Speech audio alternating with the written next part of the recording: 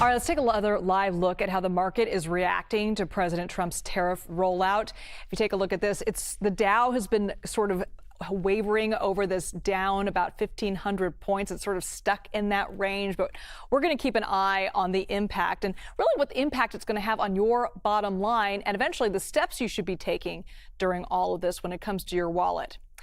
Meanwhile, Trump is taking aim at Jerome Powell today. He called on the Federal Reserve Chair to cut interest rates. The president went on to say, quote, he's always late, but he could now change his image and cut interest rates.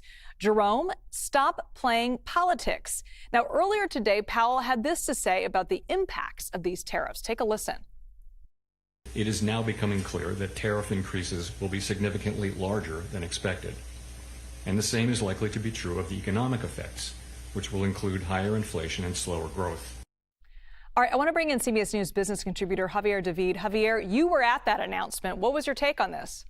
Yeah, look, it shows just the kind of how the Fed is just staring down the barrel of this policy conundrum. Markets want rate cuts. The president wants rate cuts. But the Fed is inclined to hold the line because these tariffs are inflationary. And he made that point. He also stressed at the meeting that the central bank is independent. They don't like being drawn into political or policy battles that really are the domain of the White House and Congress.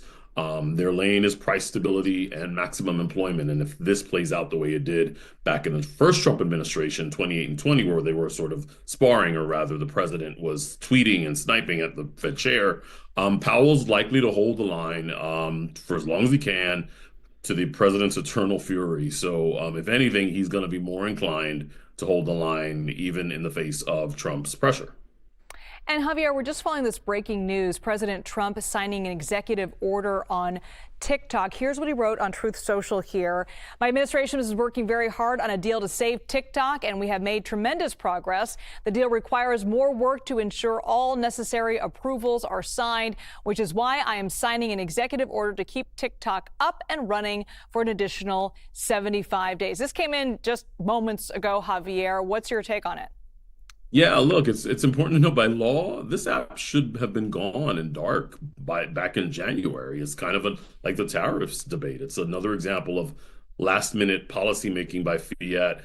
Congress approved TikTok's divestiture or shuttering, and the president at the time, former President Biden, signed it. The Supreme Court upheld it. This should have been settled the matter. But now, it's not clear when this is going to be resolved. Now that the tariff war is playing out in the background, China more than likely will dig in its heels about selling the app or divesting of it. It's not clear of any sort of white knight is going to step forward. There were reports that Amazon was interested in it, but there has been very little transparency about this. Everything is being done under the cloak of darkness, and of course, the policymaking environment is very, very volatile and uncertain, and just kind of a roller coaster and a guessing game. So, Javier, I want you to weigh in on a conversation my husband and I were having. I have a feeling a lot of people are having the very same conversation around the dinner tables, is how should we be adjusting our consuming habits based on these tariffs? And I want to start just with everyday needs like groceries. We know that food prices are definitely going to be impacted by these tariffs. So would a smart financial decision to be going to, say, a farmer's market where the food is grown locally? What's your take on that?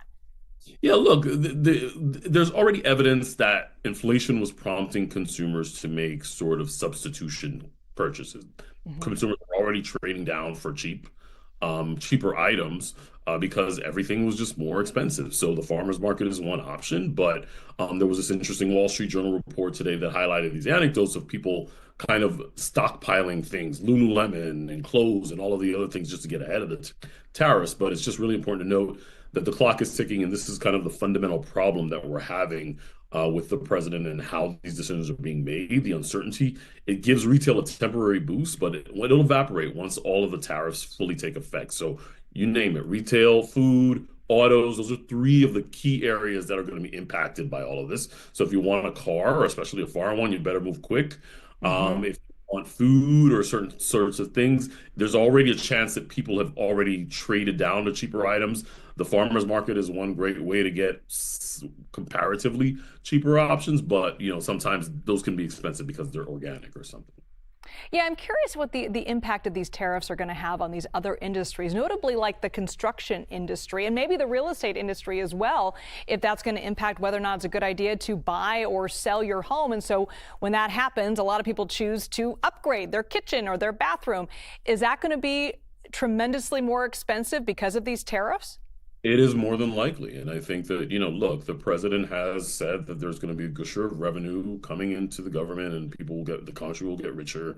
But the actual answer is taxes. All the taxes that get levied go exactly the same place, directly into the government's coffers.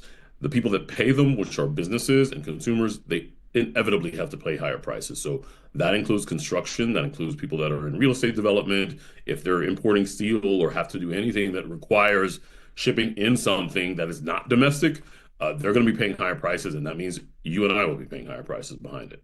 All right, the impacts are going to be felt well beyond this week. We're going to keep an eye on it. Javier, thank you for helping me make sense of some of the conversations that a lot of us are having about this, of how we're going to react to prices going up. All right, Javier David, thanks so much.